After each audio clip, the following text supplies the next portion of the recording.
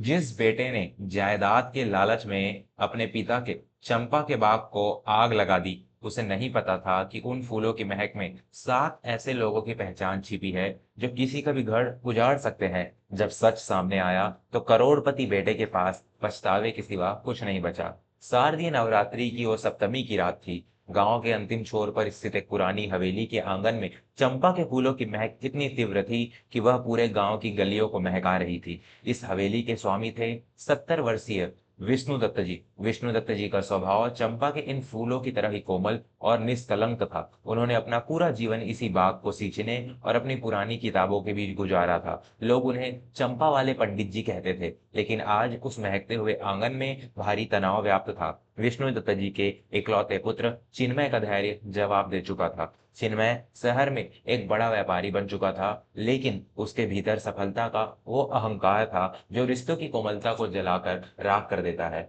उसके साथ उसकी पत्नी हर्षिता भी खड़ी थी, जो चंपा की उस महक से अपनी नाक सिकोड़ रही थी। बाबूजी, मेरा आखिरी फैसला सुन लीजिए। शहर से बड़े बड़े बिल्डर आ रहे हैं। इस बंजर जमीन और इन फालतू के पेड़ों की जगह यहाँ एक भव्य कारखाना खड़ा होगा। आपकी ये चंपा की महक मुझे पैसे नहीं कमा कर देगी। इन कागजों पर अभी अंगूठा लगवाइए, वरना मैं अपनी और आपकी दोनों की राहें अलग कर लूंगा। चिन्मय ने अत्यंत कठोर और चुभने वाली आवाज में कहा।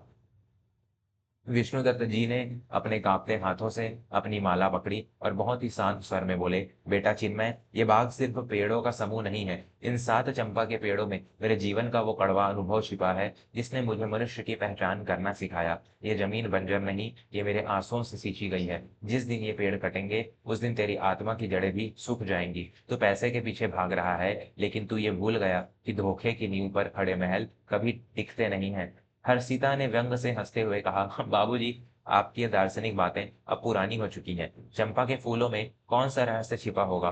बस कुछ कलियां हैं जो सुबह गिर जाती हैं। चिन्मय, अगर आज ये फैसला नहीं हुआ, तो मैं अपने पिता के घर चली जाऊंगी। मुझे इस पुरानी हवेली और इन पेड़ों की गंध में नहीं रहना। चिन्मय ने गुस्से में पास रखे कुल्हाड़ी को उठाया और सबसे पुराने चंपा के पेड़ पर जोर से प्रहार किया। सफेद दूध जैसा चिपचिपा पदार्थ उस पेड़ से रिसने लगा, मानो वो पेड़ खून के आंसू रो रहा हो। विष्णुदत्त जी की आंखों में एक गहरा दर्द उभर आया, लेकिन वे अपनी जगह से हिले नहीं।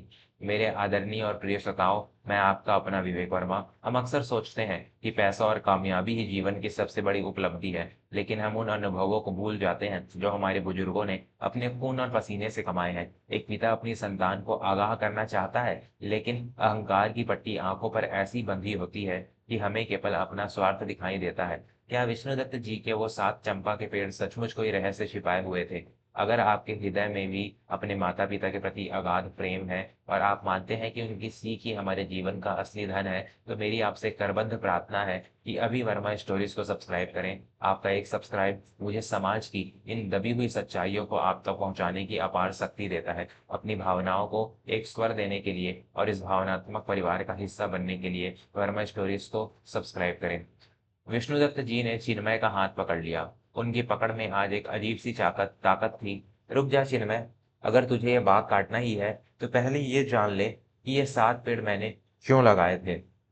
ये 7 पेड़ उन 7 लोगों की याद में है, जिन पर मैंने कभी अंधा विश्वास किया था और जिन्होंने मेरी पीठ में छुरा घोंपा था। भगवान श्री कृष्ण कहते हैं कि जो इंसान इन 7 तरह के लोगों पर भरोसा करता है, उनका विनाश निश्चित है। क्या तू जानना चाहता है कि वो 7 लोग कौन हैं, जिन्होंने इस महकते हुए बाग को मेरे दुखों का स्मारक बना दिया? चिन्मय को लगा कि उसके पिता शायद अब जायदाद के कागज देने के मूड में है, इसलिए उसने कुल्हाड़ा नीचे रख दिया। ठीक है बाबूजी, सुनाइए अपनी वो पुरानी गाथा। वैसे भी रात लंबी है। विष्णुदत्त जी ने सबसे पहले चंपा के पेड़ की सूखी टहनी की ओर इशारा किया। पहला व्यक्ति जिस पर कभी भरोसा मत करना, वो है अत्यधिक मीठा बोलने वाला। चिन्मय, तुझे याद है तेरा चाचा शंभू? वो जब भी आता था, मेरे गुणों का बखान करते नहीं थकता था। उसकी जुबान पर शहद था, लेकिन हृदय में कालकूट विष। उसने मेरे सीधेपन का फायदा उठाकर हमारी पुश्तैनी दुकान अपने नाम करवा ली, और जब मुझे जरूरत पड़ी, तो उसने मुझे पहचानना तक छोड़ दिया। जिसकी वाणी में जरूरत से ज्यादा मिठास हो, समझ लेना कि वो अपने स्वार्थ का जाल बुन रहा है। चिन्मय ने अनसुना किया, लेकिन विष्णुदत्त जी दूसरे पेड़ की ओर बढ़ गए। दूसरा व्यक्ति वो जो पीठ पीछे दूसरों की बुराई करता है, जो तेरे सामने दूसरों की कमियाँ निकाल रहा है, वो दूसरों के सामने तेरी भी धज्जियाँ उड़ाएगा। मेरा मुनीम केदारनाथ ऐसा ही था, वो सबके राज मुझे बताता था और मैंने उसे वफ़ादार समझा। अंत में उसने मेरे व्यापार के सारे गुप्त राज मेरे प्रतिद्वंदियों को बेच दिए और मुझे सड़क पर ला खड़ा किया।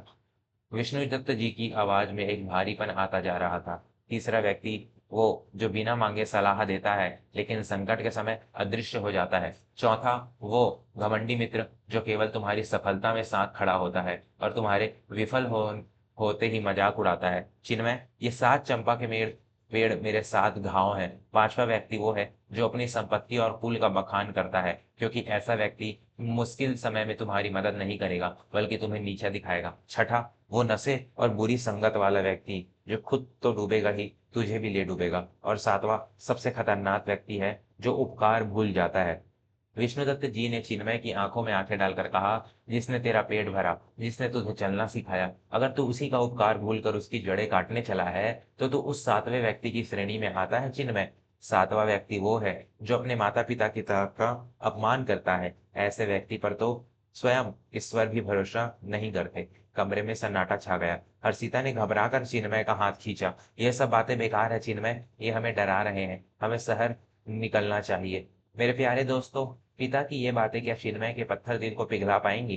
क्या उन चंपा के फूलों की महक में कोई ऐसी शक्ति है जो एक बिगड़ते हुए बेटे को राह पर ला सके? समाज अक्सर उन 7 लोगों को पहचान नहीं पाता और बाद में हाथ मलकर पछताता है। अगर आपको भी लगता है कि रिश्तों में सावधानी और बुजुर्गों का मान ही सबसे बड़ी समझदारी है, तो मेरी आपसे हाथ जोड़कर भावुक विनती है कि वर्मा स्टोरीज को अभी सब्सक्राइब करें। आपका जुड़ना हमें यह एहसास दिलाता है कि आज भी समाज में संस्कारों और रिश्तों की कद्र करने वाले लोग जिंदा है। बिना रुके वर्मा स्टोरीज को सब्सक्राइब करें और इस कहानी के सबसे मार्मिक और रहस्यमयी अंतिम हिस्से में मेरे साथ आगे बढ़े।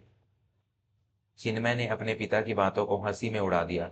बाबूजी, ये कहानी आप अपने शिष्यों को सुनाया कीजिए। मुझे इन 7 लोगों से कोई लेना देना नहीं है। मुझे तो बस ये जमीन चाहिए। अगर आप कागज नहीं देंगे तो मैं इस बाग को अभी आग लगा दूंगा। अहंकार में चूर चिन्मय ने माचिस की तीली जलाई और उस सूखे पत्तों के ढेर में फेंक दी जो चंपा के पेड़ों के नीचे जमा थे। आग की लपटें तेजी से ऊपर उठने लगी। विष्णुदत्त जी वहीं बैठ गए और आंखें बंद कर ली। पूरे बाग में चंपा के फूलों की महक अब जलते हुए धुएं में बदल गई थी। तभी हवेली के बाहर कई गाड़ियां आकर रुकी। चिन्मय को लगा कि बिल्डर आ गए हैं। वो खुश होकर बाहर दौड़ा, लेकिन बाहर पुलिस और शहर के कुछ बड़े लेनदार खड़े थे। चिन्मय बाबू, आपकी शहर वाली कंपनी पर जालसाजी का आरोप लगा है। आपके उन 7 खास दोस्तों ने जिन पर आप अपनी जान छिड़कते थे, उन्होंने आपके सारे बैंक खातों से पैसे निकालकर विदेशों में शरण ले ली है। आपकी सारी संपत्ति अब जब्त हो चुकी है। आप अब एक पाई के भी मालिक नहीं रहे। पुलिस अधिकारी ने अत्यंत कठोर स्वर में कहा। चिन्मय के पैरों तले जमीन खिसक गई। उसके वो 7 मित्र, वही 7 लोग जिनके बारे में उसके पिता अभी चेतावनी दे रहे थे। कोई मीठा बोलने वाला था, कोई पीठ पीछे बुराई करने वाला, कोई केवल सफलता का साथी था और कोई उपकार भूलने वाला।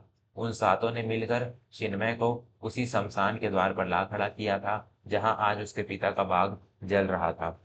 चिन्मय पागलों की तरह वापस बाग की ओर भागा। आग की लपटें अभी भी उठ रही थी। वो अपने हाथों से उस आग को बुझाने लगा। उसके हाथ जल रहे थे, लेकिन उसे अपने हाथों की जलन से ज्यादा अपनी आत्मा की जलन महसूस हो रही थी। बाबूजी, मुझे बचा लीजिए, मैं लुट गया। मेरे उन 7 मित्रों ने मुझे सड़क पर ला दिया। आपने सच कहा था। मैंने उन लोगों पर भरोसा किया जिन्होंने मेरा मांस तक नोच लिया। मुझे माफ कर दीजिए बाबूजी। चिन्मय अपने पिता के पैरों में गिरकर फूट फूट कर रोने लगा। विष्णुदत्त जी अपनी आंखें विष्णुदत्त जी ने अपनी आंखें खोली। उन्होंने देखा कि चिन्मय के हाथ जल चुके थे। उन्होंने तुरंत पास खड़े घड़े का पानी निकाला और चिन्मय के हाथों पर डाला। ताज्जुब की बात यह थी कि आग केवल बाहरी सूखे पत्तों तक ही सीमित थी। चंपा के उन 7 पेड़ों को आंच तक नहीं आई थी। उन फूलों की महक फिर से ताजा होकर वातावरण में फैल गई थी। बेटा चिन्मय, विष्णुदत्त जी ने उसे उठाकर अपने सीने से लगा लिया। ये बाग कोई साधारण जमीन नहीं थी। ये 7 पेड़ मुझे हमेशा याद दिलाते थे कि दुनिया में एक ऐसे लोगों से दूर रहना है। तूने इन पेड़ों को नहीं, अपने अहंकार को जलाया है। संपत्ति आती जाती रहती है, लेकिन अगर इंसान को सही और गलत की पहचान हो जाए तो वह धूल से भी सोना बना सकता है। हर्षिता भी शर्म से पानी पानी हो गई थी। उसके गहने, उसकी आधुनिकता, सब कुछ उस सच के आगे फीके पड़ गए थे। उसने भी अपने ससुर के पैर छुए और हमेशा के लिए उसी हवेली में रहने का निश्चय किया। चिन्मय चिन्मय ने शहर का सारा तामझाम छोड़ दिया। उसने अपने पिता के साथ मिलकर उसी चंपा के बाग को और बड़ा बनाया। अब वह शहर का बड़ा बिल्डर नहीं, बल्कि अपनी मिट्टी से जुड़ा हुआ एक सच्चा इंसान बन चुका था। उसने जान लिया था कि उन 7 लोगों से दूर रहने में ही जीवन की असली सुख है।